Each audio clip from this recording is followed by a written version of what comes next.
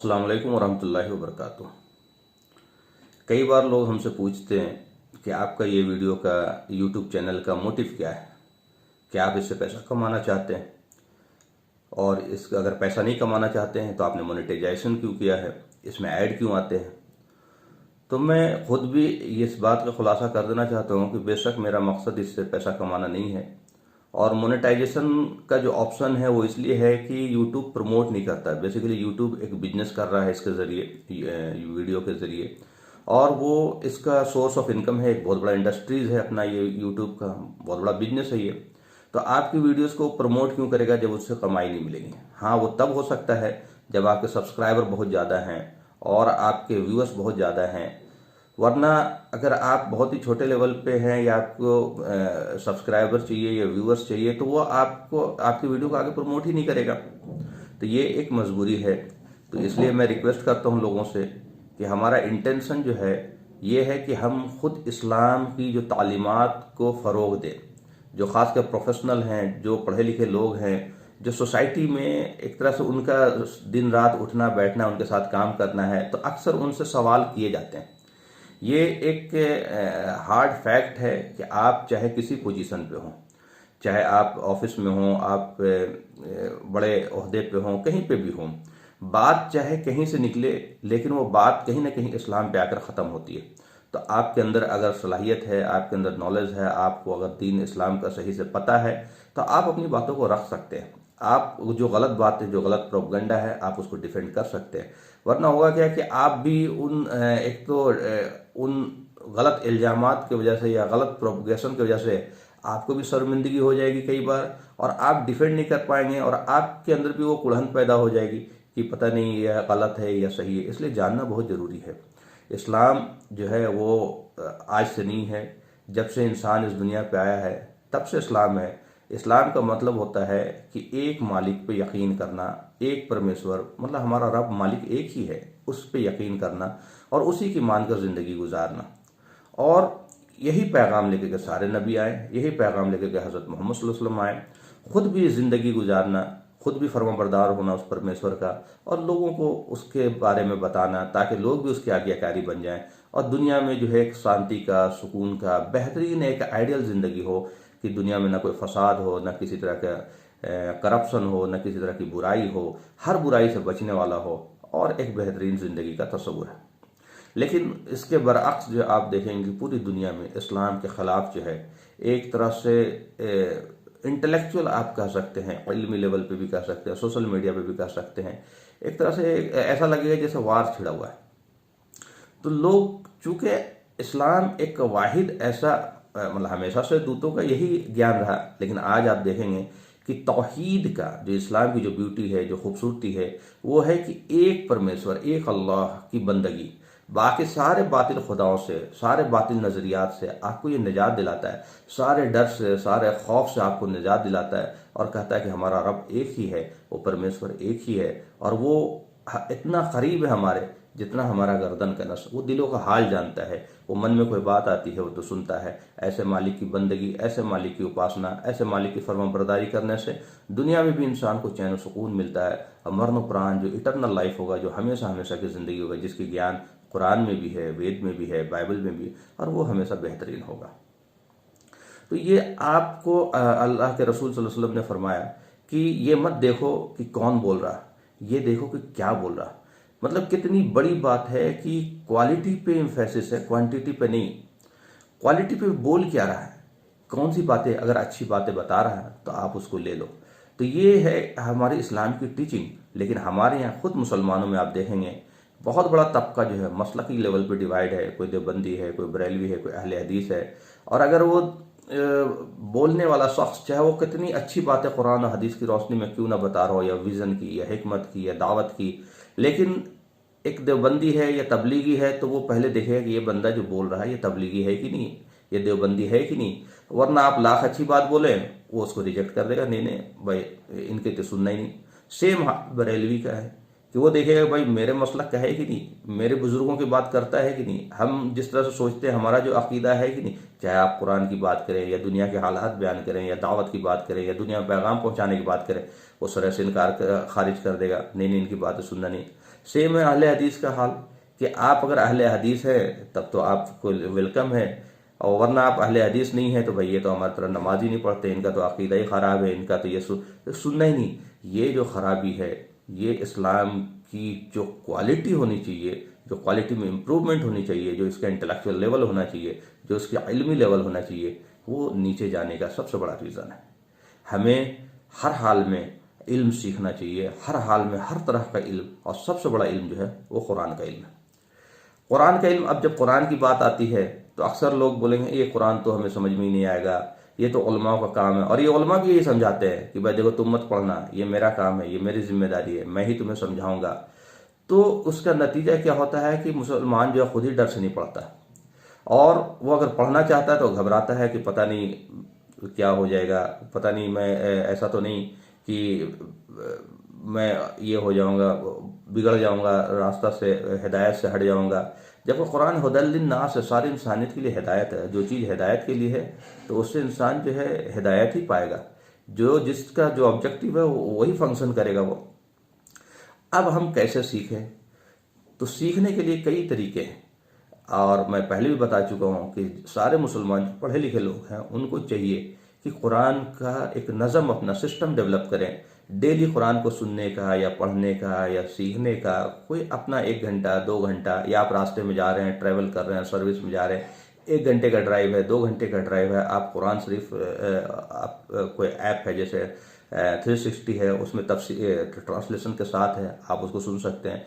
Doctor इसरार अहमद, अल्लाह उन जज़ाए खैर दे, उनकी मग़फ़िरत फरमाए और उनको सारी इनामात से नवाजे। उन्होंने जो काम किया वो काम सारे वीडियो में और ऑडियो में मौजूद है, और हमें उनसे बहुत कुछ सीखने को मिलेगा, पूरी कुरान समझने को मौका मिलेगा। लेकिन जब डॉक्टर इसरार अहमद की बात आती है तो आप उलमा से बात करेंगे तो मुझे हैरत होती है कि एक उलमा ने यहाँ तक कहा, किसी ने पूछा उनसे कि भाई डॉक्टर इसरार अहमद का बयान सुनना कैसा है, तो उन्होंने कहा हाँ सुन सकते हैं, लेकिन आपको उलमा से रब्ता कर लेना चाहिए, उलमा से आप बेहतर होगा कि आप उन उलमा से रब्ता। तो मतलब आपने उनको जीरो कर दिया, आप उनकी कोई वैल्यू ही नहीं दे रहे, जिन्होंने अपनी पूरी ज़िंदगी जो है खपा दी कुरान सीखने और सिखाने में। आप कह रहे हैं कि आप उलमा से रब्ता कायम कर लेंगे। उलमा अगर वो सर्टिफिकेट लिया हुआ हो, चाहे उसे कुरान ना आता हो, फिर भी वो शख्स जिन्होंने ज़िंदगी गुजार दी कुरान में, उनकी बातों को तस्दीक उलमा करेंगे। वो उलमा जो चाहे उसे कुरान आता भी ना हो, या चाहे उन्होंने कुरान बहुत ज़्यादा ना सीखा हो। तो ये मैं इस पर कमेंट नहीं कर रहा हूँ, बेशक उलमा जो है हर इंसान को राइट है तो उलमा को भी राइट है वो, लेकिन आप सिर्फ इस बात के लिए रोक देते हैं कि वो मदरसे से प्रोडक्ट नहीं है इसलिए आप उलमा से रुजू कर लें, तो बेसिकली आप जो है इल्म का दरवाज़ा बंद कर रहे हैं। उनके उन कारनामों, उनकी उन मेहनतों को, उनकी उन कावसों को आम लोगों तक पहुँचने नहीं दे रहे। तो मैं आम लोगों से ये रिक्वेस्ट करता हूँ कि जो भी प्रोफेशनल हैं, पढ़े लिखे लोग हैं, जिनको भी अल्लाह ने सलाहियत दी है, दीनी समझ दी है, दुनियावी समझ दी है, डॉक्टर इसरार अहमद की ऑडियो वीडियो मौजूद है, उनको सुने, उनको समझने की कोशिश करें। कुरान की इल्म जो है सबसे बड़ी इल्म है, और कुरान के इल्म के साथ साथ फिर सुन्नत का इल्म, हदीसों का इल्म, और वो सारी इल्म जो दुनियावी इल्म है वो सारी इल्म हमें चाहिए। क्योंकि आज के डेट में जिस तरह से पूरी दुनिया इस्लाम पे टूट पड़ी है और पूरी दुनिया इस तरह से अटैक कर रही है कि हम डिफेंड करने के लिए हमारी इल्मी लेवल जो है उनसे ज़्यादा होना चाहिए। हमारे बहुत सारे ऐसे मौलवी जो पैसे के चक्कर में बयान देते हैं, मजलिस होता रहता है, रात रात भर मजलिस चल रहा है, उनकी एक मजलिस का बयान करने का फीस है 40,000 50,000। तो जो लोग फीस लेकर के बयान कर रहे हैं, रात भर लोगों को जगा कर रख रहे हैं, तो उनकी सारी एनर्जी इस बात पे लगेगी कि ये आवाम जो है मुझसे खुश होकर के जाए। तो वो जोशीले बयान देंगे, भड़कीले बयान देंगे, ऐसे बयान देंगे कि मजलिस झूम जाएगी, लेकिन उनका ताल्लुक जो है दूर दूर से हकीकत से नहीं होगा, उनका ताल्लुक उनको डराने से नहीं होगा। रात वो गुजार देंगे वो मजलिस में, फजर का नमाज नहीं होगी। तो ये चीज़ें जो है, जहाँ पैसा आया, तो पैसा जब आ जाएगा तो आपकी जो बयान करने वाले हों, चाहे खतीब हों, चाहे जुमा का खतीब हो, चाहे मजलिस में बयान कर रहे हो, चाहे जलसा में बयान कर रहे हो, तो जहाँ पैसा उनको मिलने लगेगा तो वो इस बात को इंश्योर करेंगे कि हमें दोबारा भी बुलाया जाए। तो दोबारा तभी बुलाएंगे जब आवाम खुश होगी। तो फिर आप अल्लाह को खुश करने के लिए बयान नहीं देंगे, फिर अल्लाह को खुश करने के लिए बातें नहीं। तो हमारे यहाँ बातें बड़ी लंबी चौड़ी हो रही, और हम चारा बन जा रहे हैं दूसरों के लिए। बहुत सारे यूट्यूब में भी लोग ऐसे ऐसे बयान दे रहे हैं, हूरों के ऊपर बयान दे रहे हैं, जहां कोई सिर पर नहीं है। कोई 70 बता रहा, कोई 70,000 बता रहा, कोई ये बता रहा, कोई वो बता रहा, और ये गैर मुस्लिमों को मौका मिल जा रहा है आपकी वीडियो उठा उठा के छेड़ रहा है कि देखिए ये क्या बता रहे हैं, ये क्या सिखा रहे हैं। तो जो चीज़ मुत्साहबिहात में है उसको आप जो हमें पता ही नहीं है पूरी डिटेल, तो क्यों बता रहे हैं। जन्नत के बारे में अल्लाह ताला तो कहते हैं कि वो बियॉन्ड इमेजिनेशन होगा, वो कल्पना से ही बाहर होगा। वो इंसान चाहे मर्द हो या औरत हो, वो कहेगा कि हाँ, वो राजी हो जाएगा कि इससे बेहतरीन चीज़ तसव्वुर से परे न किसी आंख ने देखा होगा, न किसी जहन ने सोचा होगा, न किसी तसव्वुर में आया होगा। लेकिन हम उसको उल्टी सीधी अपनी उल्लू सीधा करने के लिए बयान कर रहे हैं, और कुरान की तरफ प्रमोट नहीं कर रहे लोगों को। क्योंकि अगर कुरान की तरफ प्रमोट करेंगे, डॉक्टर इशरार अहमद की तरफ लोगों को प्रमोट करेंगे, कहेंगे तो इनका दुकान बंद हो जाएगा। क्योंकि इनको खुद कुरान नहीं आती या खुद कुरान नहीं बताते हैं, फिर अपनी चौधराहट बंद हो जाएगी कि भाई मैं आलिम हूँ, मुझे से पूछो, मेरा ही ठीका है, मेरा ही अल्लाह से कॉन्ट्रैक्ट है। तो ये उम्मत को पूरी तरह से आज देखा जाए तो पामाल कर दिया लोगों ने। ये उम्मत को चाहिए कि आप अपना भी दिमाग लगाएं, आप मसलकी लेवल से ऊपर उठें, आप देवबंदियत, बरेलवियत, अहले हदीस से ऊपर उठें, और वस्समाकुमुल मुस्लिमीन, अल्लाह ने तुम्हारा नाम मुसलमान रखा है, और हमें सिर्फ मुसलमान। प्रैक्टिकली ये पॉसिबल नहीं कि हर आदमी जमात में चला जाए, प्रैक्टिकली ये पॉसिबल नहीं कि हर आदमी बरेलवी हो जाए, प्रैक्टिकली ये पॉसिबल नहीं कि हर आदमी अहले हदीस हो जाए, लेकिन प्रैक्टिकली ये पॉसिबल है कि हर आदमी मुसलमान हो जाए। वस्समाकुमुल मुस्लिमीन, अल्लाह ने तुम्हारा नाम मुसलमान रखा। तो सबसे पहले हमें यह करना चाहिए कि हम अपने आप को मुसलमान कहना शुरू करें। कहीं से तो शुरुआत करें, खराबी तो बहुत है लेकिन शुरुआत तो कहीं से करनी पड़ेगी। तो सबसे पहली शुरुआत हो कि हम मुसलमान कहना शुरू करें, और दूसरी शुरुआत हो कि इल्म को तरजीह दे, इल्म वाले को तरजीह दे। कहीं भी बयान हो तो कुरान से बयान हो, सुन्नत से बयान हो। कोई अपनी मर्जी की कहानी, कोई बाबा की कहानी, कोई बुजुर्गों की कहानी, कोई ये कहानी, कोई वो कहानी, ये ना बताने लगे। और कुरान पहले होगा, और कुरान के साथ हदीस और सुन्नत की बात होगी। लेकिन पहले नंबर पे, बस जो चीज़ पहले नंबर पे है उसकी पहले बात होगी ना। सबसे पहला कुरान है, उसके बाद जो है कुरान का इम्प्लीमेंटेशन है, प्रैक्टिकल एप्लीकेशन है, सीरत और सुन्नत और हदीसें। तो कुरान की बात होगी, उसको समझने के लिए सुन्नत की बात होगी, और सुन्नत को समझने के लिए कुरान की बात। एक दूसरे की जो है ये एक दूसरे को कॉम्प्लीमेंट करेंगे, एक दूसरे से बाहर जा ही नहीं सकती। न सीरत जा सकती बाहर। रसूलुल्लाह सल्लल्लाहु अलैहि वसल्लम से के बारे में हज़रत आयशा रज़ियल्लाहु तआला अन्हा से एक सहाबी रज़ियल्लाहु तआला अन्हु पूछते हैं कि उनकी ज़िंदगी कैसी थी, तो वो बड़े नाराज़ होकर के वो बोलते हैं कि क्या तुमने कुरान नहीं पढ़ा है।